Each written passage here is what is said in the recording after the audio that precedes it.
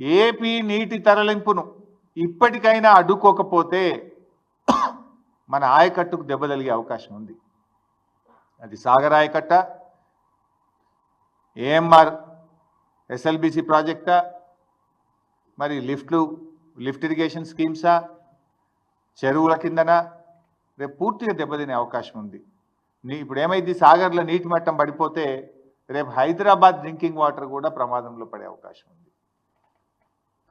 So రాష్ట్ర ప్రభుత్వం మొద్దు నిద్ర వీడాలి, ఇప్పటికైనా సోయి తెచ్చుకోవాలి, తక్షణం దీని మీద స్పందించాలని చెప్పి డిమాండ్ చేస్తూ ఉన్నాం. కేంద్రం మీద ఒత్తిడి తీసుకురండి, ఒకవేళ అవసరమైతే అఖిలపక్షాన్ని ఢిల్లీకి తీసుకువెళ్ళండి. అఖిలపక్షం ఆధ్వర్యంలో కేంద్ర జల వనరుల శాఖ మంత్రి ఇంటి ముందు ధర్నా చేద్దామా, ప్రధానమంత్రి కార్యాలయం ఇంటి ముందు ధర్నా చేద్దామా, ఏం చేయడానికైనా మేము సిద్ధం. మేల్కొనండి, రాష్ట్ర ప్రయోజనాలు కాపాడాలని చెప్పి మేము డిమాండ్ చేస్తూ ఉన్నాం. ఇలా బీజేపీని కూడా అడుగుతా ఉన్నా నేను, మీరు కూడా 8 ఎంపీలు గెలిచింది కదా, మరి బీజేపీ 8 ఎంపీలు 2 కేంద్ర మంత్రులు ఈ రాష్ట్రం నుంచి ఉన్నారు, ఎందుకు? ఎతుకదినదానికా లేక మొత్క సావనికా?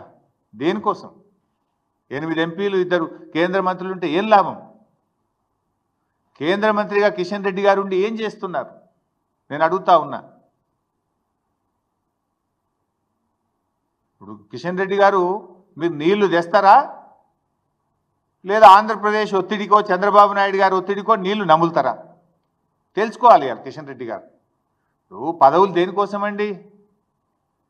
రాష్ట్రంలో ఏ ప్రజలైతే మిమ్మల్ని ఎన్నుకున్నారో ఆ రాష్ట్ర రైతులకు, ఆ రాష్ట్ర ప్రజలకు వాళ్ళ అవసరాలు తీర్చడానికి పదవులు. మరి అక్కర్రాని ఆ పదవులు ఉంటేం లాభం, లేకపోతే ఏం లాభం? రాష్ట్ర హక్కులు కాపాడలేని పదవులు ఉండి ఏం ప్రయోజనం అని నేను అడుగుతా ఉన్నా. మీరు చాలా సీనియర్, దయచేసి రివ్యూ చేయండి. రాష్ట్ర ప్రభుత్వం ఫెయిల్ అయిపోయింది. ఈ రాష్ట్రం నుంచి కేంద్ర మంత్రిగా ఉన్న మీరైనా స్పందించండి. You rise to the occasion to protect the interest of Telangana. సందర్భం వచ్చినప్పుడు నిలబడాలి, రాష్ట్రం కోసం నిలబడాలి, గట్టిగా పోరాటం చేయాలి. మీ కనబట్టలేదా ఆంధ్రప్రదేశ్ ప్రభుత్వం చేస్తున్న జలదోపిడి? కిషన్ రెడ్డి గారు కనబట్టలేదా?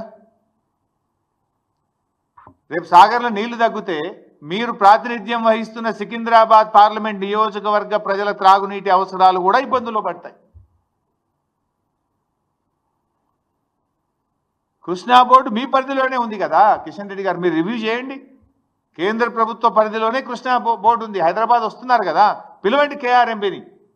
3 మెన్ కమిటీ ఎందుకు ఈసారి సమావేశం కాలేదు? కేఆర్ఎంబీ అనుమతి లేకుండా 3 మెన్ కమిటీ నిర్ణయించకుండా 666 టీఎంసీల నీళ్లను ఆంధ్రప్రదేశ్ ఎట్లా తీసుకుపోయిందో ప్రశ్నించండి. ఎందుకు అడగరు మీరు? మీ ప్రతాపం ఎంతసేపు మా మీదనేనా? రాష్ట్ర ప్రయోజనాలు కాపాడడం మీద మీ ప్రతాపం చూపండి, మీ సత్తా చూపండి. ఈ రాష్ట్ర ప్రయోజనాలు కాపాడండి. సిఆర్పిఎఫ్ బలగాలు కూడా తక్షణమే తొలగించాలని కూడా నేను కిషన్ రెడ్డి గారిని కోరుతా ఉన్నా. ఇప్పుడు శ్రీశైలం ఏమో ఆంధ్రప్రదేశ్ కంట్రోల్లో ఉంది, తెలంగాణ కంట్రోల్లో ఉన్న నాగార్జున సాగర్ను సిఆర్పిఎఫ్ కంట్రోల్లో ఎట్లా పెట్టారు? అయితే శ్రీశైలంను కూడా సిఆర్పిఎఫ్ తీసుకోండి.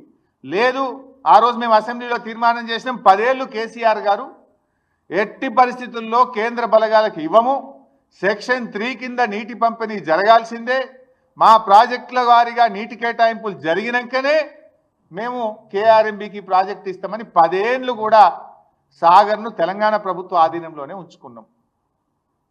సో నవంబర్ 30న ఆనాటి ఆంధ్రప్రదేశ్ ప్రభుత్వం అక్రమంగా తీసుకుంటే ఎన్నికల ఫలితాలు వచ్చినాయి, మీరు గెలిచిండ్రు. అసెంబ్లీలో తీర్మానం చేసినాం, మీరు గట్టిగా కేంద్ర ప్రభుత్వాన్ని అడగడం చేతనైతలేదా? మీ ఎంపీలు 8 మంది ఉన్నారు, పార్లమెంట్లో మాట్లాడరా మీరు? అది ఎందుకు మరి తెలంగాణ తీసుకోవద్దు? సో నేను కిషన్ రెడ్డి గారిని కోరుతా ఉన్నా, తక్షణమే సిఆర్పిఎఫ్ బలగాలు తొలగించి నాగార్జున సాగర్ ప్రాజెక్టును తెలంగాణ ప్రభుత్వ ఆధీనంలోకి తేవాలి. అది తెలంగాణ ఆధీనంలో ఉందనుకో, సాగర్ కుడికాలువ నీళ్ళు ఇడిచేది ఎవరు? తెలంగాణ ప్రభుత్వం ఇవ్వాల్సి వస్తుంది. ఇష్టం వచ్చినట్టుగా నీళ్లు పోవడానికి రేపు అవకాశం ఉండదు. మేమేం అక్రమంగా నీళ్ళు అడుగుతలేము, న్యాయబద్ధంగా తెలంగాణకు రావాల్సిన నీళ్లు కూడా రాకుండా పోతున్నాయి.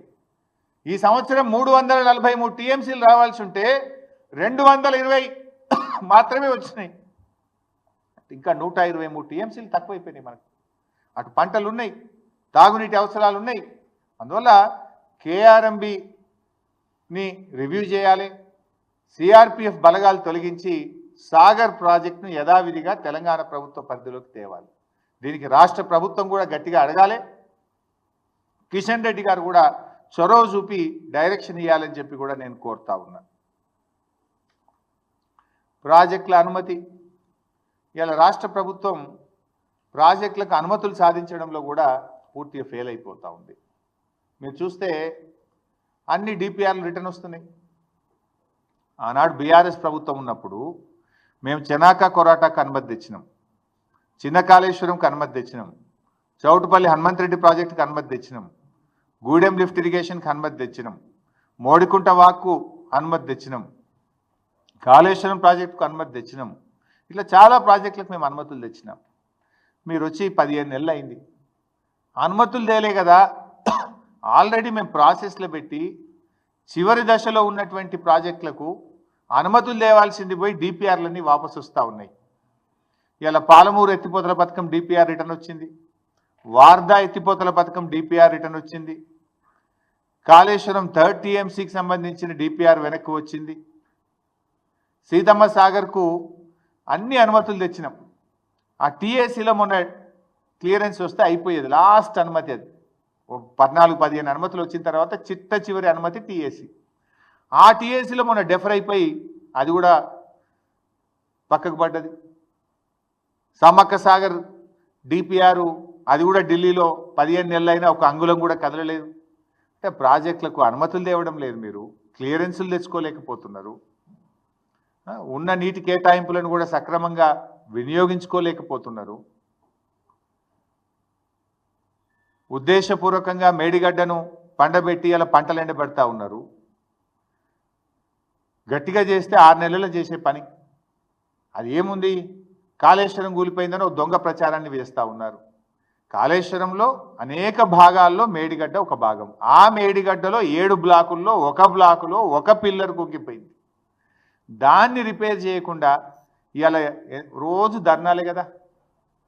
ఇలా వరంగల్ జిల్లాలో ధర్నాలు అవుతున్నాయి, సూర్యాపేట జిల్లాలో ధర్నాలు అవుతున్నాయి, అనేక చోట్ల కూడా నీళ్లు సరిపోక రైతులు ఇవాళ రోడ్ల మీదకి వస్తున్న పరిస్థితి ఉంది. ఈవెన్ నా సిద్దిపేట జిల్లాలో కూడా ధర్నాలు అవుతున్నాయి, నీళ్ళు సరిపోవడం లేదు. ఇది కేవలం ఒక దురుద్దేశంతో, ఒక కుట్రతోని మీరు ఆలస్యం చేసి రైతుల నోళ్లు కొట్టే ప్రయత్నం చేస్తూ ఉన్నారు. ఫైనల్గా నేను ఈరోజు ముఖ్యంగా చాలా బాధతో ఈ ప్రెస్ మీట్ పెట్టాను. ఎందుకంటే ఈ రాష్ట్రంలో తీవ్రమైనటువంటి అన్యాయం జరుగుతూ ఉంటే రాష్ట్ర ప్రభుత్వం పూర్తిగా చేతులు ఎత్తేసిన పరిస్థితి. ఎందుకంటే యథేచ్ఛగా ఆంధ్రప్రదేశ్ నీళ్ళు తీసుకుపోతూ ఉన్నది. ఈక్వల్గా మీరు తీసుకోవాలి కదా, ఈక్వల్గా రెగ్యులేట్ చేయాలి కదా, ప్రశ్నించాలి కదా.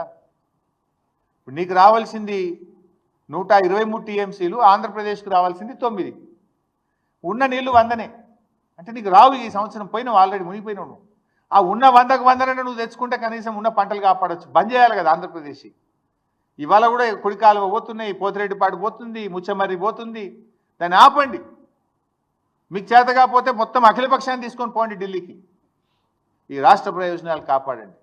ఏఎంఆర్ ఎస్ఎల్బీసీ కింద కానీ, సాగర్ ఎడమ కాలువ కింద కానీ, కల్వకుర్తి కానీ, నెట్టంపాడు కానీ, భీమా కానీ, కోయిల్ సాగర్ కానీ, హైదరాబాద్, ఖమ్మం, నల్గొండ, మహబూబ్ నగర్ త్రాగునీటి అవసరాలకు దెబ్బ తినకుండా తక్షణమే మేల్కొనాలని చెప్పి ప్రభుత్వాన్ని డిమాండ్ చేస్తున్నాం. Thank you.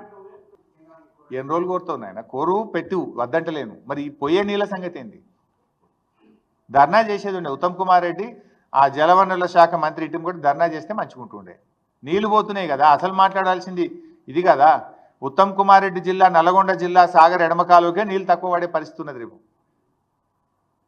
సాగర్ ఎడమ కాలువ నీళ్ళు ఆయన కాన్సెన్స్కే పోతాయి. ఇప్పటికైనా మేల్కొనకపోతే వాళ్ళ నల్గొండ జిల్లా, ఖమ్మం జిల్లా దెబ్బతినే ప్రమాదం ఉన్నది. నేను రాజకీయాల కోసం మాట్లాడతలేను, రైతుల కోసం మాట్లాడుతున్నా. కేసీఆర్ గారు ఉండగా ప్రతిరోజు రివ్యూ చేసేవాడు, ప్రతిరోజు ఏం జరుగుతుంది అని గమనించేటువంటి వారు. కానీ ముఖ్యమంత్రి గారు కానీ, ఈ మంత్రి గారు కానీ ఆ పట్టింపు ఉన్నట్టు కనబడతలేదు. మీకు పట్టింపు ఉంటే 657 టీఎంసీలు తీసుకుపోతుంది ఆంధ్రప్రదేశ్. ఇంకా పంట 4 వెట్టింగ్లు 5 వెట్టింగ్లు ఇవ్వాలి. రేపు ఏమంటారు? అరే మాది పొట్టకి వచ్చింది ఇప్పుడు ఆపుతావా అంటారు. మరి వాళ్ళకు ఆపకపోతే నువ్వు ఎండుతావు. నేను వాళ్ళ ఆంధ్రప్రదేశ్ నోరు కొట్టండో ఆంధ్రప్రదేశ్కి అన్యాయం చేయమంటలేను. వాళ్ళ రైట్ఫుల్ షేర్ దాటి తీసుకుంటున్నారు.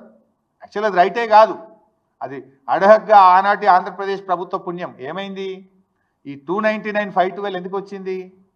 ఆంధ్రప్రదేశ్ ప్రభుత్వంలో ఆ రోజుకు తెలంగాణలో కట్టిన ప్రాజెక్టులకు ఎన్ని నీళ్లు కావాలి, ఆంధ్రప్రదేశ్లో కట్టబడిన ప్రాజెక్టులకు ఎన్ని నీళ్లు కావాలి, నీటి అవసరాలు ఎంత ఉన్నాయి అన్నప్పుడు 512 వాళ్ళకు ఉంది, 299 ఇక్కడ ఉంది. 299 అనేది ఎక్కడి నుంచి వచ్చింది? గత పాలకుల పుణ్యం. గతంలో ఈ రాష్ట్రాన్ని పరిపాలించిన కాంగ్రెస్ తెలుగుదేశంలో పుణ్యం. ఎందుకు? తెలంగాణలో వాళ్ళు ప్రాజెక్టులు కట్టకపోవడం వల్ల, ఇక్కడ నీటి నిల్వ సామర్థ్యం లేకపోవడం వల్ల, ఇక్కడ ఆయకట్టు ఏర్పాటు కాకపోవడం వల్ల తెలంగాణ నీటి అవసరం 299 టీఎంసీలుగా ఉమ్మడి ఆంధ్రప్రదేశ్లో తీసుకున్న నిర్ణయాల ఆధారంగా వచ్చిన ఫిగర్ 299. అయితే కృష్ణా జనాలు పునః పంపిణీ జరిగేదాకా ఈ రోజుకు ఇంత ఉంది కదా, తాత్కాలికంగా ఇది అనేటువంటి ఫిగర్ ఇక్కడ వచ్చింది. అందుకే కేసీఆర్ గారు పట్టుబట్టి సుప్రీంకోర్టుకు పోయి, కేంద్ర మంత్రి దగ్గర పోయి, ప్రధానమంత్రి దగ్గర పోయి సెక్షన్ 3ని సాధించారు. ఆ సెక్షన్ 3 డెఫినెట్గా రేపు తెలంగాణకు 575 టీఎంసీల నీళ్లు తెచ్చుకోవడానికి సెక్షన్ 3 దోహదం చేస్తుంది. దాని ముందు గట్టిగా ఆర్గ్యుమెంట్స్ వినిపియండి. ఆ 575 టీఎంసీలు తెచ్చుకోవడానికి ప్రయత్నం చేయండి. కానీ మీన్ వైల్ ఈలోపు తెలంగాణకు అన్యాయం జరుగుతుంది. చూడండి, ఇంత స్పష్టంగా కనబడుతుంది. శ్రీశైలంలో 50 ఉన్నాయి, సాగర్లో 50 ఉన్నాయి, ఎండిడిఎల్ పైన ఉన్నాయి 100, అవసరమేమో 132. అవసరం సరిపడ నీళ్ళు లేవు అంటే ఇప్పటికే ఆంధ్రప్రదేశ్ తీసుకుపోయింది 657. ఇది కేవలం మీ ఫెయిల్యూర్, మీ చేతగాంతనం, మీ నిర్లక్ష్యం, లేదా మీరు లొంగిపోయారు. చంద్రబాబు నాయుడు గారికి మీకు పరోక్షంగా మీరు ఏమన్నా బహుశా రేవంత్ రెడ్డి చంద్రబాబు నాయుడు మధ్య ఏదన్నా మరి పరోక్షమైనటువంటి ఒప్పందాలు, గురుదక్షిణలో వాళ్ళ మధ్య ఏదైనా ఉంటేనన్నా జరిగి ఉండాలి. అయితే ఫెయిల్యూరు, లేకపోతే మీరు ఉద్దేశపూర్వకంగానైనా పరోక్షంగా చంద్రబాబు నాయుడుకి మీరు సహకరిస్తున్నారని అనుకోవాలి.